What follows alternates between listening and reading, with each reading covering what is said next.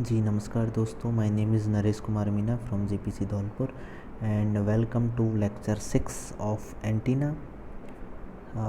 This is the topic of subject code EL206 and subject name is wave propagation and communication engineering.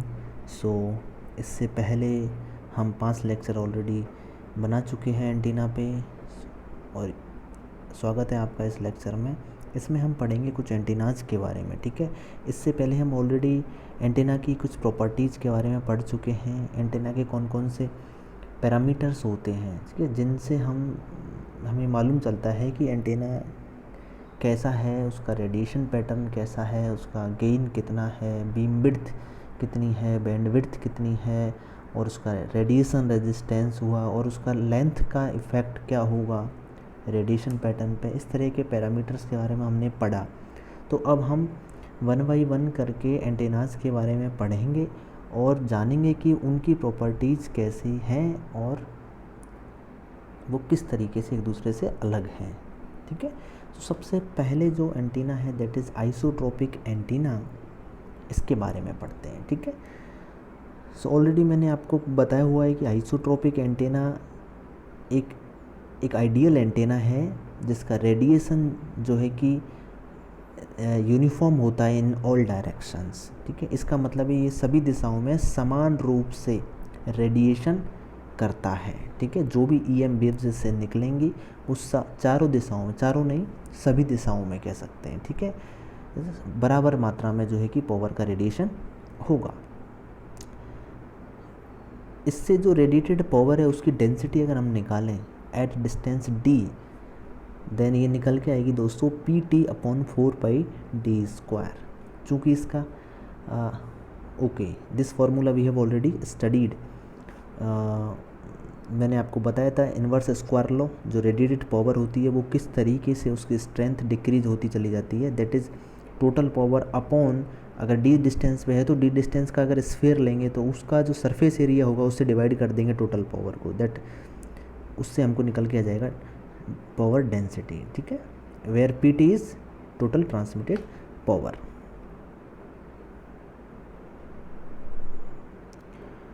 And next है directive gain.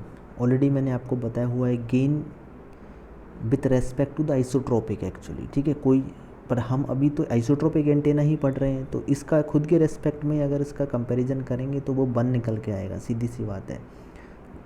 तो इसका जो directive gain होता है 1 होता है और डीबी में अगर देखें दैट इज़ 0. ठीक है, अब बाकी एंटीनास का जब हम डायरेक्टिव गेन निकालेंगे इसके रेस्पेक्ट में, ठीक है, तब जो है कि हमारा गेन कितना ज़्यादा है उस हिसाब से डीबी में निकालेंगे. तो वो 10 log 10 P2/P1, जहाँ कह सकते हैं P2 is the respective antenna gain and P1 is the isotropic antenna gain. उस फॉर्मूले से हम डीबी में भी निकाल लेंगे. इसका नेक्स्ट है इफेक्टिव अपर्चर एरिया. मैंने आपको ऑलरेडी बताया हुआ है. ठीक है, रिसीविंग टाइम पे जैसे कोई एंटेना एज ए रिसीवर जब बिहेव कर रहा है तो कितना पावर को, वहाँ पे जो पावर अवेलेबल है, जो डेंसिटी अवेलेबल है उसमें से कितनी पावर रिसीव करेगा, that is density available into effective aperture area. So similarly यहाँ पे जो इफेक्टिव अपर्चर एरिया होगा दैट इज़, उसका जो फॉर्मूला मैंने आपको बताया था that is λ² × g. g is the gain of the antenna. चूँकि ये आइसोट्रोपिक एंटीना इसका गेन 1 होता है, इसलिए इसका जो इफेक्टिव अपर्चर एरिया होगा दैट इज़ λ²/4π. और इसका हाफ पावर बीम विड्थ, चूँकि इसका रेडिएशन पैटर्न होता है दैट इज़ ओमनी डायरेक्शनल. ठीक है, वो सभी दिशाओं में बराबर मात्रा में जो है रेडिएट कर रहा है, इसलिए इसका एच जो हाफ पावर बीम विड्थ है 360 डिग्री होता है. It is used as reference antenna but does not exist. Exist नहीं करता है practically because this is an ideal antenna. Electric field intensity at distance D, अगर डी डिस्टेंस पे electric field intensity निकालते हैं इसके रेडिएशन में, अगर इससे रेडिएट हम कर रहे हैं तो डी डिस्टेंस पे कितना इलेक्ट्रिक फील्ड होगा, उसका फॉर्मूला आपको याद रखना है √30 Pt/d. ठीक है, d is the distance from the antenna, Pt is the total power transmitted from the isotropic antenna. तो इस तरीके से हम इलेक्ट्रिक फील्ड इंटेंसिटी भी निकाल सकते हैं. बहुत ज़्यादा ज़रूरी नहीं है इलेक्ट्रिक फील्ड की इंटेंसिटी का ये फॉर्मूला याद रखना, डिप्लोमा स्टूडेंट्स के लिए इतना ज़्यादा इम्पोर्टेंट नहीं होगा, ठीक है, बट फिर भी अगर याद रख सको तो अच्छी बात है। तो ये मैंने आपको आइसोट्रोपिक एंटीना के बारे में बताया। अगर इतना कुछ आप लिखते हो एग्ज़ाम में अगर पूछा जाता है सो इतना लिखने मेरे हिसाब से इनफ होगा और ये आपको याद भी होना चाहिए। इसके बाद अपन सेकंड एंटीना देखते हैं। अब चूँकि जो आइसोट्रोपिक एंटीना था वो एक पॉइंट एंटीना था, ठीक है। अब हम दूसरा एंटीना देख रहे हैं करंट एलिमेंट और हर्जियन। इसी को हम करंट एलिमेंट बोलेंगे या फिर इसको बोल सकते हैं हर्जियन डायपोल या फिर एलिमेंट्री डबलेट। इसका जो लेंथ होता है that is less than equal to lambda by 50। इसका मतलब है ये बहुत छोटा होता है एक्चुअली, ठीक है, लैम्डा बाई 50 से भी छोटा है। तो it is very small antenna, ठीक है। इस पे जो करंट का डिस्ट्रीब्यूशन होगा एंटीना पे that is uniform because length is very small. Radiation pattern is in the shape of 8 और डोनट पैटर्न। ये 8 के आकार में होगा इसका जो रेडिएशन पैटर्न होगा, ठीक है। आइसोट्रोपिक एंटीना के जैसा नहीं होगा। आइसोट्रोपिक एंटीना तो सभी दिशाओं में, ठीक है, चाहे वो एंटीना की एक्सियल डायरेक्शन हो, चाहे इसके परपेंडिकुलर डायरेक्शन हो, चाहे कोई सी भी एंगल पे बराबर मात्रा में रेडिएट करेगा, that is a point antenna, ठीक है। बट ये जो हर्जियन डायपोल है इसका एक्चुअली जो रेडिएशन पैटर्न होगा 8 की शेप में होगा और जो बीम विड्थ होगी that is half power beam width is 90 degree. अब बीम विड्थ भी निकालना मैं ऑलरेडी आपको बता चुका हूँ कि हाफ पावर बीम विड्थ क्या होती है। एक्चुअली हम लेते हैं जो मैक्सिमम रेडिएशन की डायरेक्शन लेते हैं, ठीक है, और मैक्सिमम रेडिएशन की डायरेक्शन में हमारा जो पावर होता है दैट इज़ मैक्सिमम। फिर उसके बाद हम देखते हैं कि वो डायरेक्शन लेते हैं जहाँ पे पावर हमारी आधी हो जाती है, ठीक है। तो हाफ पावर पॉइंट्स निकालते हैं पहले और हाफ पावर पॉइंट्स को हम दोनों को सेंटर से मिलाते हैं एंटीना के, ठीक है, और उसके बाद दोनों के बीच में जो एंगल निकल के आता है that is half power beam width, ठीक है। तो इस एंटीना में दैट इज़ 90 डिग्री, जैसा मैंने आपको यहाँ डायग्राम में बताया है। ओके फ्रेंड्स, अगर मार्कर होगा तो इट विल बी गुड। सो जो यहाँ पे मैंने आपको बताया है मार्कर, ये इस रेडिएशन पैटर्न में beam width is 90 degree. Then next point देखिए, maximum radiation is in the perpendicular direction and minimum radiation is along the axis. So जो 8 शेप में जो रेडिएशन हो रहा है, जो रेडिएशन है जो आपका एंटीना का एक्सियल डायरेक्शन में, तो आपका एंटीना का जो रेडिएशन होगा दैट विल बी मिनिमम, ठीक है, ऑलमोस्ट ज़ीरो। एंड इसके परपेंडिकुलर डायरेक्शन में, एंटीना के परपेंडिकुलर डायरेक्शन में मैक्सिमम रेडिएशन हमको मिलेगा।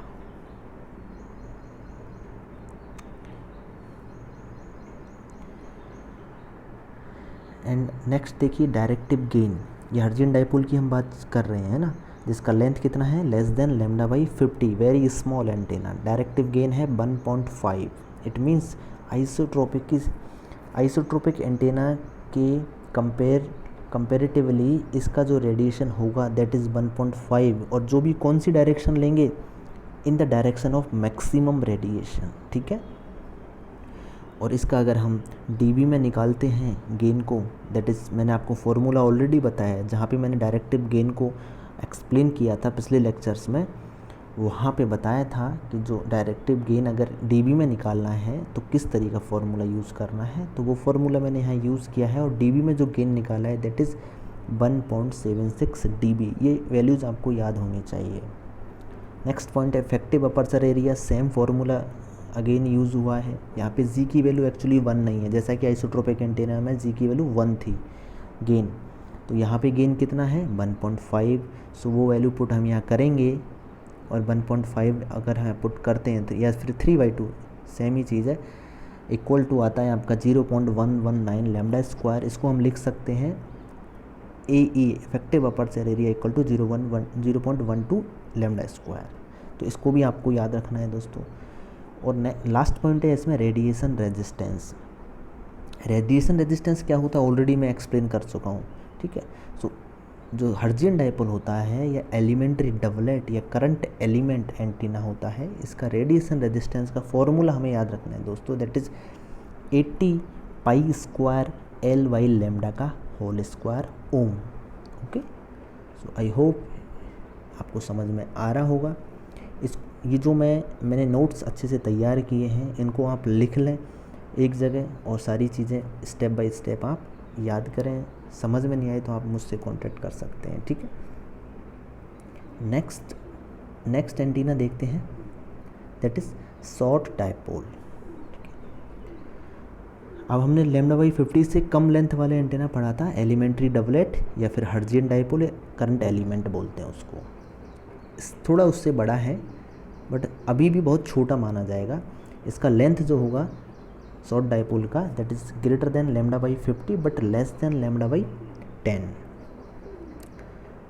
Current distribution is triangular in short dipole. इसमें जो करंट का डिस्ट्रीब्यूशन होगा दोस्तों, that will be like this, okay. Triangular pattern होगा, करंट का डिस्ट्रीब्यूशन बता रहा हूँ, रेडिएशन पैटर्न नहीं है ये, ठीक है। रेडिएशन पैटर्न तो सेम एज हर्ट्जियन डाइपोल, जो प्रीवियस एंटेना हमने पढ़ा, करंट एलिमेंट, ठीक है, या Hertzian dipole, same to same वैसा का वैसा ही रेडिएशन पैटर्न होगा। एंड जो हाफ पावर बीम विड्थ होगी that will also be same, okay. Half power beam width भी 90 डिग्री होती है शॉर्ट डाइपोल के लिए। And directive gain is also same Hertzian dipole, तो DG equal to 1.5, that dB में अगर निकालते हैं 1.76 dB। And effective aperture area is also same because gain is same, so λ² / 4π × 1.5, तो इफेक्टिव अपर्चर एरिया इज 0.12 λ²। इसमें थोड़ा सा डिफरेंस ये आ गया है दोस्तों कि जो रेडिएशन रेजिस्टेंस है that will be RR equal to 20 π² × L/λ का होल स्क्वायर। बस ये थोड़ा डिफरेंस है, ठीक है। इसमें रेडिएशन रेजिस्टेंस थोड़ा चेंज हो जाएगा, ओके। देन नेक्स्ट एंटीना आता है हाफ वेव डाइपोल, जो कि सबसे इम्पोर्टेंट एंटीना है। एंटीना को जो जब भी हम पढ़ते हैं तो हाफ वेव डाइपोल के बारे में ही जिक्र होता है ज़्यादातर, ठीक है। सो इसका लेंथ L इक्वल टू λ/2 होता है, ये ऑलरेडी हमें मालूम है, ठीक है। It is constructed using λ/4 transmission line. मैंने आपको बताया था शुरू फर्स्ट लेक्चर में ही, ठीक है। वहाँ पे एंटीना हमने किस तरीके से डिज़ाइन किया था कि एक ट्रांसमिशन लाइन थी जिसके दोनों वायरों को हमने 90 डिग्री से बेंड कर दिया था, और बेंड करने के बाद में जो एंटीना हमको मिला दैट इज़ डाइपोल, ठीक है। अगर उसकी लेंथ हम λ/2 रखें total length, then that will be called as half wave dipole. और चूँकि 90 डिग्री पे बेंड करने से जो रेडिएशन हमें मिला दैट वाज मैक्सिमम, ठीक है, इसलिए हम इन दोनों को 90 डिग्री पे बेंड करके रखेंगे।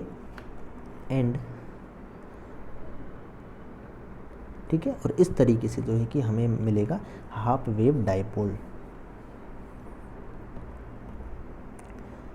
An antenna which is open at one end and length is multiple of λ/2 then it is known as resonant antenna। जो आपका हाफ वेव डाइपोल होता है ये रेजोनेंट एंटेना होता है। और कोई भी एंटेना जो कि एक एंड पे ओपन हो एंड उसकी लेंथ λ/2 के मल्टीपल हो, तो यह आप समझ जाना कि वो एक रेजोनेंट एंटीना है। नेक्स्ट पॉइंट इसमें है half wave dipole is a resonant antenna, okay. Half wave dipole is a narrow band antenna also. चूँकि जो रेजोनेंट एंटीनाज होते हैं वो सभी नैरो बैंड एंटीना होते हैं, ये ध्यान रहे। और non resonant antennas are broad band antennas, ठीक है। इसका मतलब है रेजोनेंट एंटीनाज की जो बैंडविड्थ होती है वो बहुत कम होती है, बजाय कि नॉन रेजोनेंट एंटीनाज के। नॉन रेजोनेंट एंटीनाज की बैंडविड्थ काफ़ी ब्रॉड होती है, अधिक होती है, ठीक है। ये आपको याद होना चाहिए। यहाँ पे मैंने हाफ वेव डाइपोल डायग्राम बनाए हैं, इसके अंदर करंट एंड वोल्टेज का जो डिस्ट्रीब्यूशन होता है दोस्तों, ठीक है, वो बनाया है। ये देखिए करंट और वोल्टेज का डिस्ट्रीब्यूशन किस तरीके से रहता है।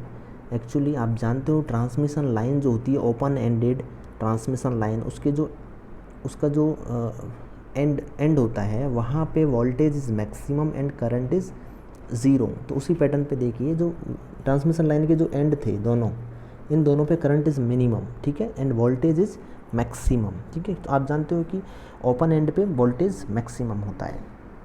सो इसका जो करंट का डिस्ट्रीब्यूशन है कुछ इस तरीके से आपको मिलेगा, एंड वोल्टेज का डिस्ट्रीब्यूशन कुछ इस तरीके से मिलेगा, ठीक है। हाफ साइकिल के दौरान एक पीक भी आ जाएगा इसमें, ठीक है, करंट का, ओके। और टोटल लेंथ है हमारी λ/2, λ/4 अपर पार्ट है, λ/4 डाउन पार्ट है। जैसे हमने 90 डिग्री में बेंड किया ट्रांसमिशन लाइन को, तो ये बन गया आपका λ/2 एंटीना।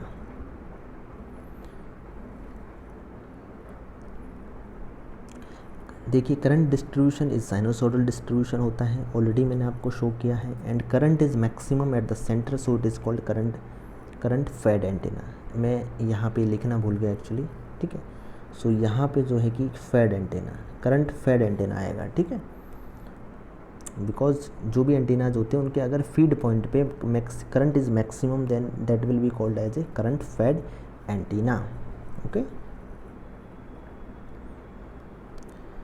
नेक्स्ट देखिए रेडिएशन पैटर्न इसका कैसा होता है। It is also in the shape of 8, कुछ इस तरीके से दिखाई देगा।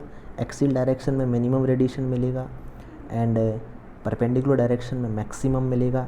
और इसका इम्पोर्टेंट चीज़ ये है कि इसकी beam width is 78 degree. This we need to remember actually, ठीक है। बीम विड्थ कितनी है दोस्तों, 2 हाफ पावर पॉइंट्स मैंने निकाले, देखिए ये हाफ पावर पॉइंट्स हैं एक्चुअली। ये मैक्सिमम रेडिएशन की डायरेक्शन में, इस डायरेक्शन में अगर आपकी मैक्सिमम पावर है, ठीक है, मैक्सिमम, तो इस डायरेक्शन में अगर हमें मैक्सिमम की आधी मिल रही है, ठीक है, तो that point is called half power point. और उस हाफ पावर पॉइंट दोनों साइड में हमने हाफ पावर पॉइंट निकाले, उन दोनों को अगर सेंटर से मिलाए एंटीना से, तो जो लाइन बन के आएंगी उन लाइनों के बीच में एक्चुअली जो एंगल मिलेगा आपको, that is beam width, okay, that is half power beam width. चाहो तो आप निकाल सकते हो फर्स्ट नल बीम विड्थ, मैंने बताया था जो फर्स्ट नल बीम विड्थ होती है वो हाफ पावर बीम विड्थ की डबल होती है, तो वो फॉर्मूले से आप वो भी निकाल सकते हो। But the important beam width है that is half power beam width, okay.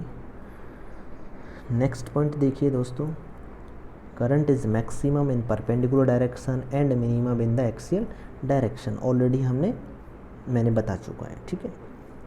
And half power beam width 78 degree. And directive gain, देखिए अब डायरेक्टिव गेन थोड़ा सा बढ़ गया है बजाय कि previous short dipole and Hertzian dipole के कंपैरिजन में। तो डायरेक्टिव गेन कितना हो गया दोस्तों यहाँ पे 1.64, और इसको अगर डीबी में निकालेंगे देन इट इज़ 2.15 dB। सो ये इसको हमें याद रखना है। देखो हाफ पावर बीम विड्थ याद रखनी है, डायरेक्टिव गेन कितना होता है 1.64 होता है, याद रखना। डीबी में भी अगर कोई पूछे तो याद रखना 2.15 dB। Next point effective aperture area. अगर गेन में चेंज आया है, गेन बढ़ गया है, तो इफेक्टिव अपर्चर एरिया में भी चेंज आएगा। इसमें आप अगर निकालोगे λ² × 1.64 that will be equal to 0.13 λ², okay. So this is the effective aperture area. Next है इसका radiation resistance, that we need to remember दोस्तों, this is 73 ohm and the input resistance is 73 + J 42.5, ठीक है। मैंने आपको ऑलरेडी प्रीवियस लेक्चर्स में बता चुका हूँ। तो इनपुट इम्पीडेंस अलग होता है एंड रेडिएशन रेजिस्टेंस अलग होता है। Z input equal to RR + RD, मैंने आपको जो बताया था प्रीवियसली, ठीक है, ओके। एंड देन नेक्स्ट है effective height of antenna. Effective height का एक फॉर्मूला आपको याद रखना होगा दोस्तों, that is I average upon I max into physical length of the antenna, ठीक है। तो एवरेज जो है निकालेंगे अगर डीसी वैल्यू, एक्चुअली करंट की डीसी वैल्यू निकालते हैं, that is 2Im upon pi and maximum value is Im। So and physical length is λ/2। So effective जो हाइट निकल के आएगी दैट इज़ λ/π, ठीक है। अगर आपसे पूछे तो बहुत ज़्यादा डिटेल में इतना पूछने वाले हैं नहीं, डिप्लोमा के सिलेबस के अकॉर्डिंगली, ठीक है। इफेक्टिव हाइट का फॉर्मूला अगर याद है तो इट इज़ गुड, ठीक है। एंड ऐसा क्यों होता है एक्चुअली, जो कंडक्टर होता है उसके अंदर जो जो आपकी सिग्नल है वो ट्रैवल करता है, ठीक है।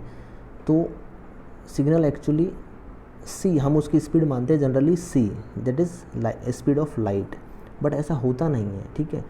प्रैक्टिकल केस में देखा जाए तो जो स्पीड होती है एक्चुअली दैट इज़ 2 से 8% कम होती है सी से, तो उसको हम बोलेंगे फेज़ वेलोसिटी bp, ठीक है। और bp होता है c से कम, तो लैम्डा की जो इफेक्टिव निकल के आएगा that is bp upon f, f is the frequency, हमें ऑलरेडी मालूम है वेवलेंथ का formula lambda equal to c upon f, but यहाँ पे प्रैक्टिकल केस में अगर देखें तो c से कम, c एक्चुअली आइडियल केस में हम मानते हैं speed of light, but practically ऐसा नहीं होता है। जो स्पीड होती है सिग्नल की दैट इज़ bp, ठीक है, दैट इज़ 2 से 8% less than c, so lambda equal to bp upon f, that's why effective height पे इसका जो है कि अफेक्ट आता है, ठीक है।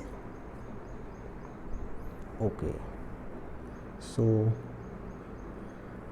इसके बाद ये हो गया आपका half wave dipole. Half wave dipole के सारे पैरामीटर्स के बारे में हमने पढ़ लिया है। इसके बाद हम पढ़ सकते हैं फोल्डेड डाइपोल। देखिए फोल्डेड डाइपोल में थोड़ा सा कुछ एडवांटेजेस हैं ओवर डाइपोल, जो सिंपल डाइपोल है उसके ऊपर, वो कितने हैं क्या हैं देखिए। The folded dipole antenna consist of a basic dipole but with an added conductor connecting the two ends together. Actually folded dipole behave तो आपके एक सिंगल जो आपका नॉर्मल स्ट्रेट डाइपोल होता है उसकी तरह ही करता है, मगर इसमें हमने एक और एलिमेंट लगा दिया है, कहने का मतलब है जो कि आपके स्ट्रेट डाइपोल जो होता है उसके दोनों एंड को कनेक्ट कर दिया है यूजिंग ए कंडक्टर, ठीक है। सो यहाँ देखिए हमने इस तरीके से, ये तो हमारा पहले वाला डाइपोल ही होगी तो अगर माना जाए, मगर इस दोनों को हमने कनेक्ट कर दिया अगर तो फोल्डेड डाइपोल बन जाएगा, ठीक है। ये वाली चीज़ याद रखने वाली है। सो फोल्डेड डाइपोल भी आपका अलग अलग लेंथ्स का हो सकता है। अगर हम यहाँ पे λ/2 लेंथ का माने that will be called half wave folded dipole, ठीक है। It is a voltage fed antenna, एक वोल्टेज फेड एंटेना होता है। It consist of 2 elements, the first is fed directly while the second is coupled inductively at the ends. देखिए इसमें 2 element है कहने का। फर्स्ट एलिमेंट जो हमारा स्ट्रेट डाइपोल था, फर्स्ट एलिमेंट तो हमारा यही है, ठीक है। ये फर्स्ट एलिमेंट है जो कि डायरेक्टली हम किससे फीड कर रहे हैं, सोर्स से, ठीक है। ये सोर्स से हमने फीड किया इसको, मगर इसमें एक और एलिमेंट है अपर एलिमेंट, दिस एलिमेंट, जो कि फीड किससे हो रहा है दोस्तों, फर्स्ट जो स्ट्रेट डाइपोल है इससे ये फीड हो रहा है एक्चुअली, ठीक है। ये बात ध्यान रखने की है।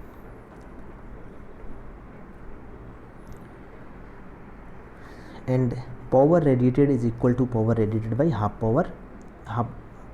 वेव डाइपोल एक्चुअली, ठीक है। तो इससे जो पावर रेडिएट होगी that is equal to half wave dipole. तो सेम ही होगा इसका रेडिएशन पैटर्न भी, same as that of a straight dipole. तो इसका जो रेडिएशन पैटर्न होगा, रेडिएटेड पावर होगी that is same as straight dipole की तरह ही होगी। तो इसका फ़ायदा क्या हुआ दोस्तों, इसका फ़ायदा ये हुआ इसमें फोल्डेड डाइपोल बनाने से ये एक्स्ट्रा एक कंडक्टर जो है डाइपोल के दोनों एंड्स को कनेक्ट करने के लिए लगाया। इसके कारण क्या होता है दोस्तों, जो करंट फ्लो होता है एक्चुअली स्ट्रेट डाइपोल की कंपैरिजन में, इसमें करंट आधी हो जाती है, और करंट आधा होने से जो रेडिएशन रेजिस्टेंस है वो इम्प्रूव हो जाता है, ठीक है। सो वो 4 गुना हो जाता है और, ठीक है। तो radiation resistance is equal to 4 × 73, ये बात कर रहे हैं हम हाफ वेव फोल्डेड डाइपोल के लिए, ठीक है। और ये हो जाता है आपका 300 ओम के लगभग। तो इससे फ़ायदा क्या होता है, इससे फ़ायदा ये होता है कि अगर मैचिंग में कहीं दिक्कत आती है तो 300 ओम पे मैचिंग करना इट इज़ ईजियर देन 73 ओम पे मैचिंग करना, ठीक है। इसलिए इसका एक एडवांटेज हो गया कि इसकी रेडिएशन रेजिस्टेंस ज़्यादा है, एंड इसका अदर एडवांटेज है इसका बैंडविड्थ भी बहुत, मतलब comparative to dipole, simple dipole जो स्ट्रेट डाइपोल होता है उसके कंपेरेटिव में इसका जो बैंडविड्थ है वो भी ज़्यादा होता है, ठीक है। Input impedance is high and easy impedance matching मैं ऑलरेडी बता दिया हूँ जैसे। सो आई होप आपको समझ में आया होगा दोस्तों एंटीनास के बारे में। Thank you very much.